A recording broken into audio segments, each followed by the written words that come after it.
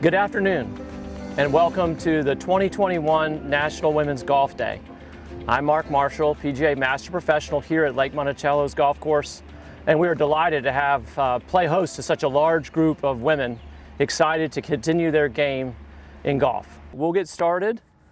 Could you all hear me when I had my back turned to you? Yes. Oh, thank you. Yeah, my voice carries pretty well, and many times that's a good thing, and sometimes that's not such a good thing.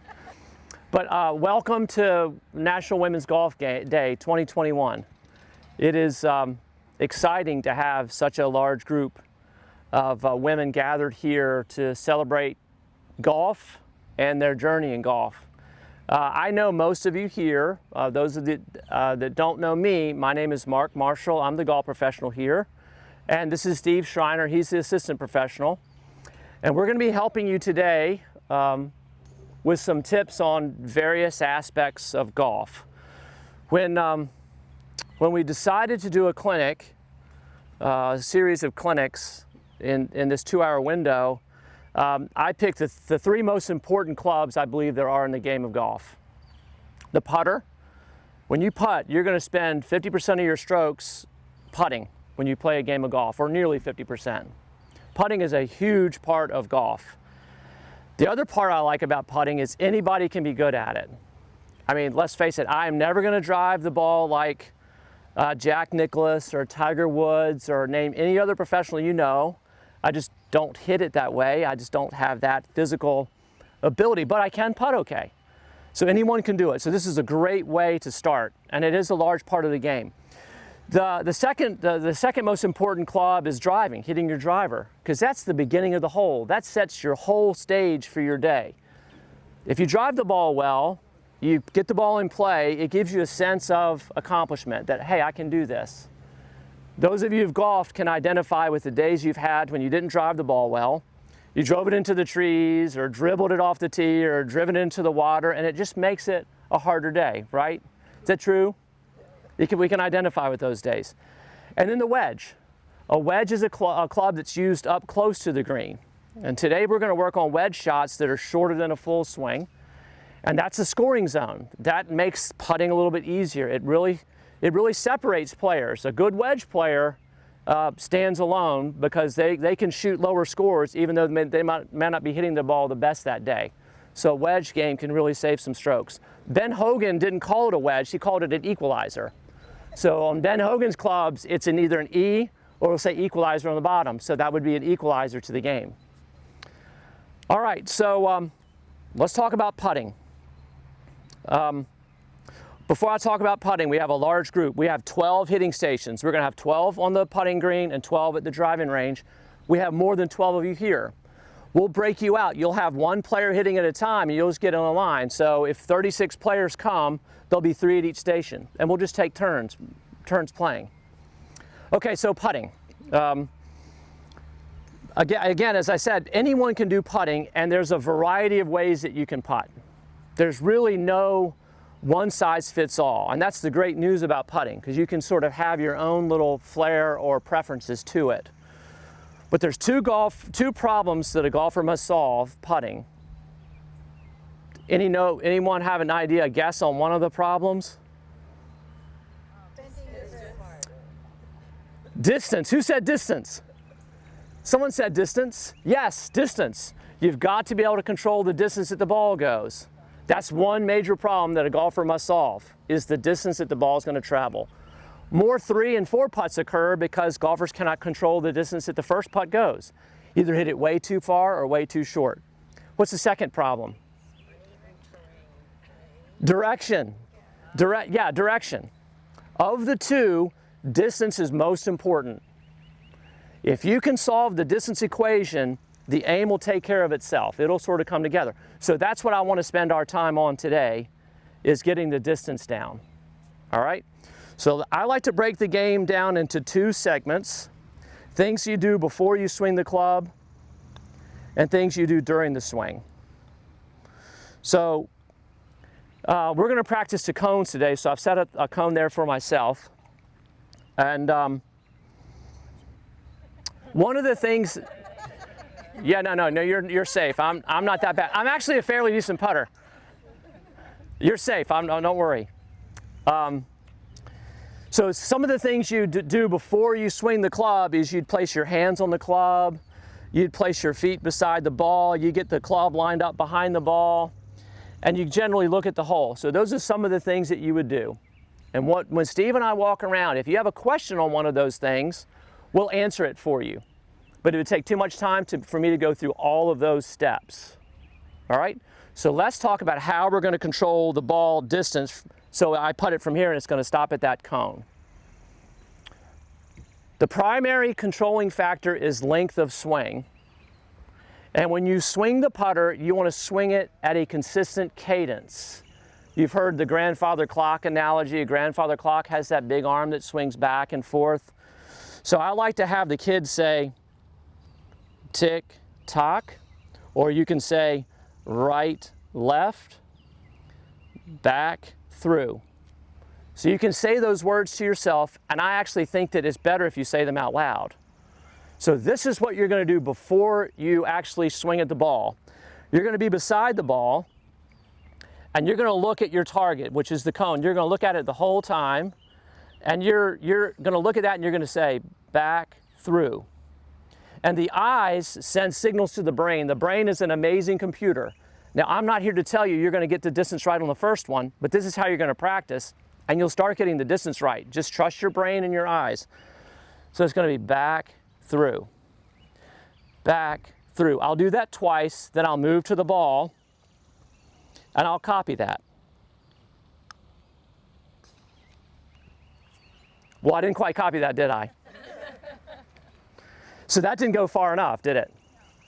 So either I didn't copy it or my feel was off. So I'm going to try it again. I'm going to look at my target, back, through, back, through. Now let's see if I can adjust this time and hit it a little bit farther.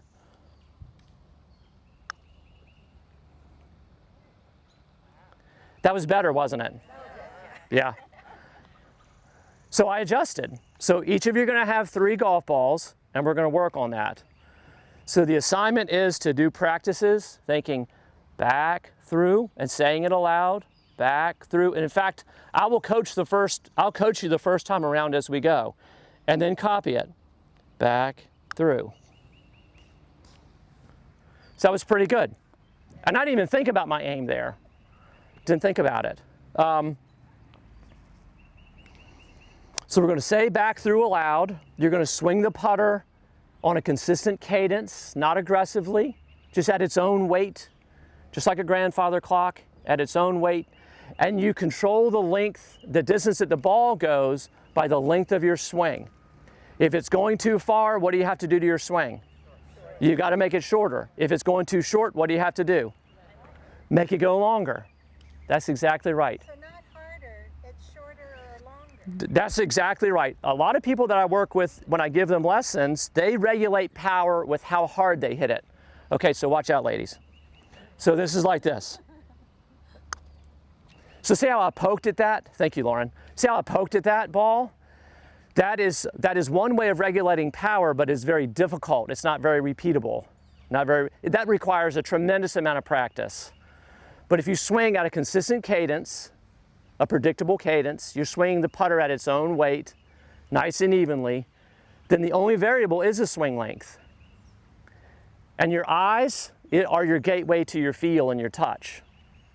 So you're going to look at it with your eyes. All the other sports you do, at least many of them that you do with feel and touch, like cornhole, tossing cornhole, you're not looking at the bag, you're looking at the cornhole board. Bowling, you're looking at the pins. Basketball, you're looking at the hoop. Well, golf, you play from memory. You're looking at the ball, you're not looking at the hole. So that's why I want you to practice looking at the hole while you do your rehearsal swings. But that was a good question, Carol, thank you. Great question. Joanne asked a question of, when I talk about swing length, what am I talking about? Backswing length or follow-through length? Both. The swing of a grandfather clock is equidistant on both sides. So for a longer putt, you're going to make it a longer swing. For a shorter putt, you're going to make it a shorter swing. Good question, though, because, can you toss that back to me, Lauren? You could have putted it, it's fine. I can't catch. So some players regulate their length with the length of the follow through, and it looks something like this. So that club is decelerating when it hits the ball. And when that happens, you cannot get consistent feedback on the distance that the ball goes, and then the ball doesn't have a good roll to it. So direction becomes a problem. So yeah, you want the follow through length and the backswing length to equal each other. Great question. That's a very good question. Any other questions? So Amy asked the question of we're looking at our target when we're practicing. Does anyone follow? All right, so who is a fan of Jordan Spieth? You like Jordan Spieth? Yes, I'm a big fan of Jordan Spieth. What does Jordan Spieth do oftentimes on a putt of 5 feet or less? Is he looking at the ball or the hole? He looks at the hole. A lot of times Jordan is just keeping his eyes fixated on the hole and he putts. But this is too far away to do that. So yeah, on your practice, we're going to do 2 or 3 practice while looking at the cone, get a feel for it, swinging at its own weight. Then we'll move, and then we'll look at the ball and try to copy that as best we can. We'll try to copy that. I hit that harder. Oh, longer swing. Longer swing. Okay. I would be pleased with that on the golf course. I'd be pleased with those two. Okay, so let's pick a cone, any cone. Let's get in groups of 3 or less, because we don't have quite 36 here. And let's have the first person come up, and I'm going to vocalize it for you, and then we're going to do it. Okay, so let's have player 1. You're going to go at the cone opposite you. And what I want you to do, yep. So what I want you to do is I want you to swing to my cadence. I'm going to count it off, and then we're going to do it. All right? Ready? 1. We're going to practice it, no ball. And I want you to look at the cone when you do it. All right, ready? 1, 2, 3. Back through. So we'll do back through on 4 and 5. 1, 2, 3. Back through. That's it. Can you feel that? 1, 2, 3. Back through. Now this time I want you to say it. 1, 2, 3. Excellent. Okay, so do 3. Coach Steve and I will walk around. If you got a question, ask it. So the next group, once you do 3, we'll gather the balls and the next group will step up. Oh, I love your grip, Robin. Okay, so nice. So that was, distance control was excellent. So that's good, so copy it. Robin, make yours a little longer. And I'm not gonna coach constantly, I'll let you ask. Okay, so you adjusted, but you didn't need to. So are you aware of any changes? Yeah. Was your grip tighter? Well, Did you give it a hit? All right, don't go yet. people walking across and then Okay, broke your concentration. I hit it harder. Okay. This is for the next person? Yeah, next person. All right, let's have the next person step up. We're gonna talk it through. All right, so I want you to look at the cone. That is a subtle point that I've made 2 or 3 times, but it is a major help to you. Your eyes are your gateway. Your eyes send signals to your brain, which is an amazing computer. And that's how you learn feel. All right, so look at the cone. I'm gonna count it off. 1, 2, 3. Back through. 1, 2, 3.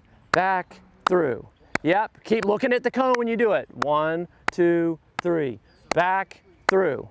All right, now you're gonna say it yourself. 1, 2, 3. Yeah, that's it. All right, so copy that. Remember, hold the club lightly so you feel the weight of the head, of the club head, and you can let it swing at its own weight. You can go again, Shirley, if you want, if there's no one here at the spot. Ooh, that hit way too hard. All right, so you gave it a hit, Sarah. So lighten your grip pressure. Just a tad, just enough that I'm... Yeah, do that again, Shirley, and look at the hole when you do it. That's it. I like that. What's it makes you feel like one of the young kids? Back. Yeah. Okay, that was pretty good. So make an adjustment now. So let's see if you can lengthen it on both sides. I'm trying to go. Yeah, go for it. Yeah, go. I was blocking your spot. I wasn't gonna do that. Good boss. No. Got better. Lauren, I think that'd have been the right distance if it didn't hit that ball. That was better. I would bend it, so. It was, yeah, this green has some break to it. How'd you do? One went way over the hill. Oh, did it actually go over the hill? Yeah, but you can see it's right like. Oh, I see it. almost went- Almost in the parking lot. Yeah, I was too much back. Like I wasn't paying attention. So Sarah, we'll get these and we'll have you set it back up for Ann if she's going with you. Yeah. Okay, so now we're going to go to drive. And so it gets a little more complicated. So we could spend 6 classes on just the driver. So I'm going to boil it down into about 35 minutes. So those of you who have never swung the club before, we will try to get you and help you swing the club. We will help you do that. But I'm not going to go through the details of the swing. There's a very well-known teaching professional that said 95% of your success in hitting a golf ball is accomplished before you swing the club. The other 5% is in God's hands. You're just gonna let it go. All right? So I'm gonna talk about that. I'm gonna talk about 20% of the 95%. Okay, so driver, we are gonna put the ball on a tee. Each of you has an aiming stick. Each hitting station has an aiming stick and a bag of tees, and we will tee the ball up so the aiming stick is between you and the ball. The aiming stick is what it says it is. It helps you aim. So you're gonna pick a target to aim for out in the driving range when it's your turn to play. Make sure the aiming stick is pointing there. That's gonna help you line up your body. So when I'm lining up to this aiming stick, I'm gonna set my feet. I'm gonna set my feet and my hips and my shoulders on a parallel line to the aiming stick. So this is correct. I think that's going somewhere at the 100. This would be incorrect. You can see I'm no longer parallel, right? It's gonna be like railroad tracks. So you're gonna stand along the railroad tracks. That's step number 1. Step number 2 is when you tee your ball up, how high do you tee it? We want to tee the ball so that its equator, which is represented by these lines, is just above the top of the driver. All of your drivers are going to be different sizes. And don't worry, we have some drivers for those that don't. But you want to make sure you tee it up so the equator is just above the top of the driver. Why do we tee it up that high? Any answers? Yeah, so we can get the ball up in the air. When we swing a driver, we actually want to hit up on the ball. We actually want the club traveling up when it makes contact with the ball. If you have it teed too low and the club travels up, the ball is going to hit the bottom of the club and it's going to dribble on the ground. That's called a top shot, and that can happen and will happen. If it happens, don't worry about it. Just get another ball and try. So, tee height. The next thing that's important in order to hit up on the ball is where you place the ball in your feet. So when you place the driver, you want to play it towards the foot that's nearest the target. For me, I'm a right-handed golfer. I didn't see any lefties. Any lefties in the group? Okay. So your front foot for a right-handed golfer is your left foot. So how we do that, how we take care of that business is this. We're going to start with our feet together. We're going to put the club behind the ball. We're going to place our hands on the club. And we form a nice letter Y with the arms and the club shaft. That helps us get the correct distance from the ball. Like this, yes? That's not a very nice Y. Some of our English teachers working on penmanship might have issues with that one. Okay, so now I'm ready to separate my feet. So I'm going to take a teeny step with my front foot and a big step with my back foot. So you can see now that the ball is towards my front foot. You all see that? All right, that's step number 1 in hitting up on the ball. Step number 2 is spine position. So work with me on this. While we're still talking about letters, my shoulder line is the top of a letter T. My spine is the body of the T. Can you all see a letter T? Okay. So what I'm going to do is once I take my step, I'm going to slightly tilt my T to the right like this. See how it's tilted to the right? See my tilt's to the right? That is going to help me swing up on the ball. The spine is the hub or center of the golf swing. When you tilt it to the right, that's going to set your motion to swing up on it. So we will do that with the driver. And then you swing, watching the ball, you swing, hopefully you'll meet it, and just leave the rest to God. That's all we're going to do. So we'll watch. Let's watch. I have not hit a ball today. So let's see how this goes. I'm going to say it out loud. Okay. So I'm going to start with my feet together at my aiming stick. I'm going to form a nice letter Y with my hands and club. I'm going to take a little step and a big step. I like bouncing my knees to make sure my weight's balanced on my feet. Before I go, I'm going to tilt my tee to the right, and then I swing.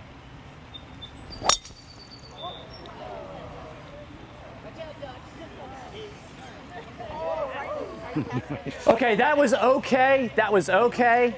But as far as a professional is concerned, that is not very far. My son was about 12 years old, and I went to teach a junior clinic in Congressional Country Club during the Tiger Woods event, the AT&T. And so Dennis Walters was there. He's a paraplegic. He was aspiring to a professional. He got in a car accident, paraplegic. He hits balls from the side of his cart. So there's 200 people in the audience. Dennis Walters is mic'd. He gets a driver. He hits it. And my son, to the whole crowd, Dad, he hits it farther than you. I was like, shut up. Please don't do that to me. Anyway, that was fine. The ball got airborne. I'll take that drive. That's fine for me. I make it up with my wedge and putter. All right, does anyone have any questions? Okay, so the most important thing in golf is safety. So now we're making bigger swings with bigger clubs. So we're going to have those that are swinging stay right here at this spot. Those that are not swinging stay back at the swimming pools. All right? So we're going to, yeah, great question. We're going to do, all right, so we'll take some more questions before we break out. We'll do about five balls. And I didn't do a practice swing, but it doesn't hurt. It doesn't hurt to do a practice swing or two just to swing the club. Just to get loosened up and feel for it. Those that need clubs, come back with me. I'll get you a driver. So let's have everyone get a spot. All those that are going to hit first, you got a bag of tees, you got plenty of golf balls. So we'll do 5 and we'll switch. Nice shot. That was nice. That was nice. I have real trouble, Mark, when I have to line up for a ball that's off. I could pick my target, like a number 15. Nice, Carol. Yep. 14. I always aim a little bit to Whoa, the you didn't left. stick to finish. That foot stepped away and your weight went backwards, so you hit the toe of the club. Okay. So that's not what we're talking about in the class, but that, Thank you. Mary, excellent. Very good. About the shoulder. Yeah. I didn't cover that in your class. No, but it really made it. Yeah.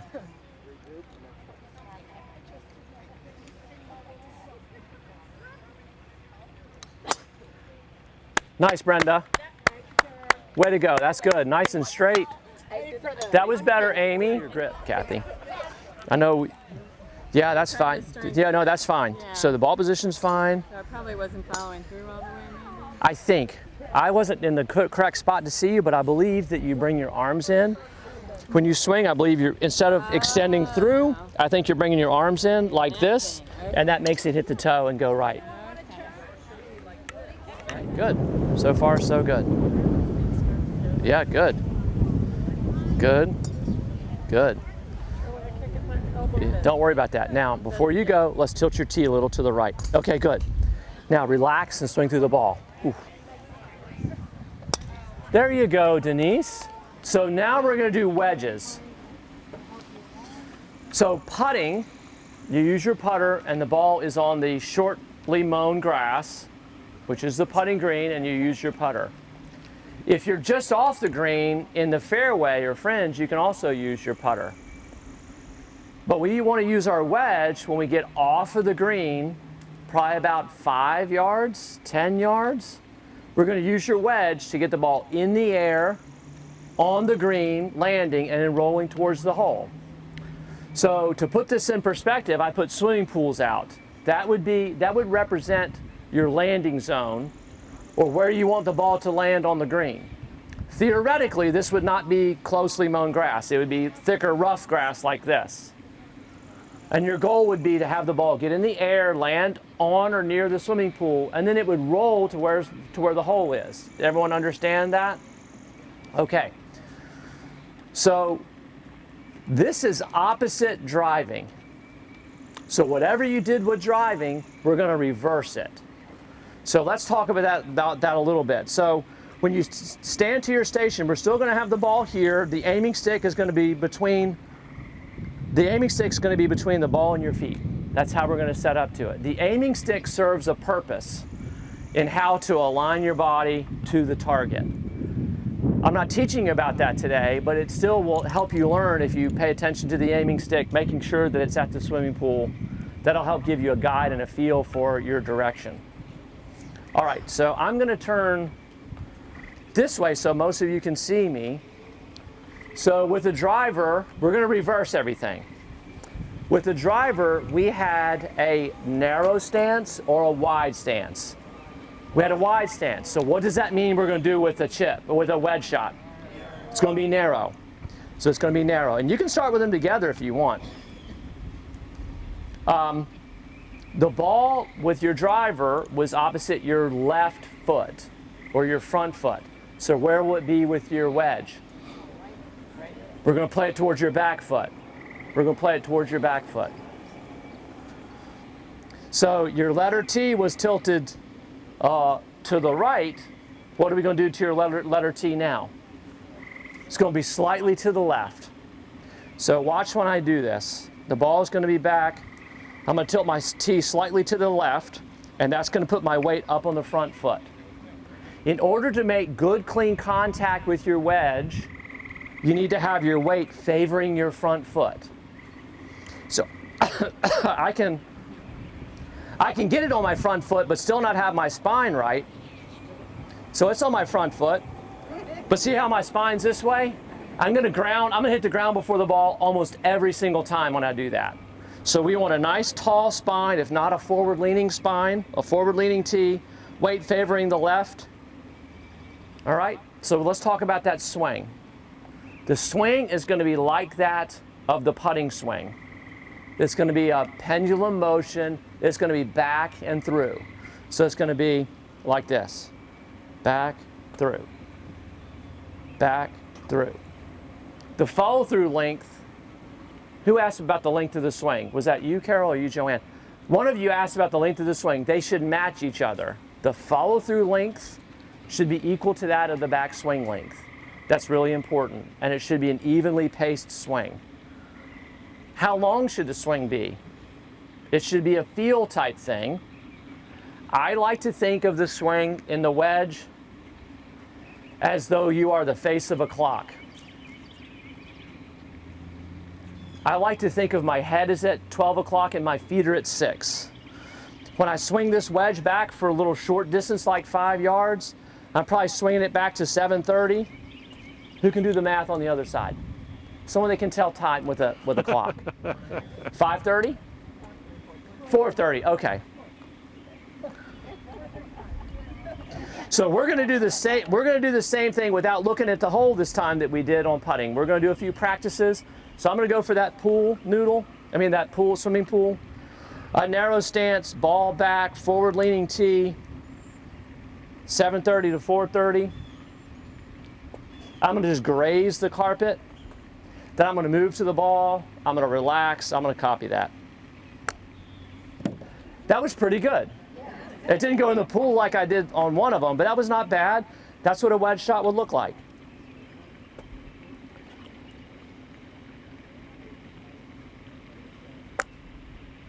That was pretty good. Yeah, that's successful. Yes. Putting my weight on my left foot. That's a great comment. My weight is going to be on my left foot. Yes, that's correct. So if I were farther from the green and my landing zone needed to be 20 yards or so, instead of swinging back to 7:30, what time do you think I'd swing it back to? Maybe 9? See how it went farther? The swing length controls how far the ball is going to go. But all these fundamental principles remains the same.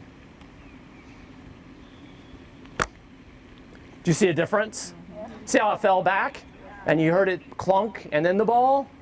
So that's because I fell back. So that spine is the hub or center of the swing. That spine should stay quiet. Should stay quiet. If I have the spine moving backwards, as the club moves forwards, I will not hit the ball. So it's key that you've got to swing effectively. The spine's got to be slightly forward leaning, and it's got to stay there. See, did you hear the sound? How much better the sound, the contact was? That's because my spine stayed up there. So am I trying to lift this ball off the carpet? No. I'm trying to set my spine in the correct spot and swing the club back and through. And the ball will go up. If you try to lift the ball, this is a lifting attitude. So it doesn't go up. See how I lean back? All right, so let's review. You're going to position the ball so that the aiming stick is between your feet and the ball. We have a narrow stance. The ball is facing towards your back trail foot. You're having a forward-leaning letter T. That's going to put your weight on what foot? Left foot. That's correct. It'll stay there the whole time. So for this swimming pool swing, you're going to swing the club back to 730 and through to 430. So your first time around, maybe the first 2 times around, let's go to the pool. The third time around, let's go back to 9 o'clock and see if we can go farther. Now, one thing I do teach, and if you're having trouble keeping your weight on your left foot, there's a cheat for that. And the cheat is, and I've actually played golf doing this because I have issues with it too, lifting your right heel off the ground. So I'll take my stance, I'll lift my right heel off the ground. So that helps. You can't let this right heel drop back down because you never want that weight falling backwards. So it should be a nice, relaxed, soft swing, just like a pendulum. It doesn't hurt to say the words back through when you swing it, just like we did in putting. So I can talk to myself. Back through. There we go. 3. I got 3. Whoever beats 3 gets a prize. Please, take a picture.